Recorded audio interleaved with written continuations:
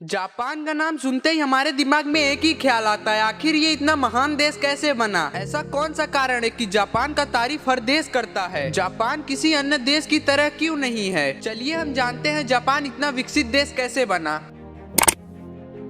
Japan जैसा आज है वैसे पहले नहीं था, ये बात तो हम सब जानते ही हैं कि सन 1945 में दूसरे विश्व युद्ध के दौरान हिरोशिमा और नागासाकी पे परमाणु बम गिरा था। इस हमले से जापान की कमर टूट गई थी। इस घटना ने जापानियों की सोच समझ और व्यवहार को पूरी तरीके से बदल कर रख दिया। तभी जापानियों को अपने देश के प्रति बहुत सम्मान और इज्जत बढ़ गई। जापान में 5 साल की उम्र तक संस्कार सिखाए जाते हैं। बच्चों को यह सिखाया जाता है कि अपने से बड़ों का कैसे आदर करना है, सही नियम का कैसे पालन करना है और अपने से बड़ों की कैसे इज्जत करनी है, और तो और मित्र और रिश्तेदार के साथ मिलकर कैसा व्यवहार किया जाता है। जापान में अध्यापक के साथ सभी बच्चे मिलकर अपने क्लास की सफाई करते हैं। यही सब चीजें जापान को और भी बेहतर बनाता है। जापान में लोग कहीं भी कंपनी में काम करते हैं तो वो समय से पहले आते हैं और ऑफिस टाइम खत्म होने के बाद 1 से 1.5 घंटे बाद अपने घर जाते हैं। जापान में ऐसा करना अच्छा माना जाता है।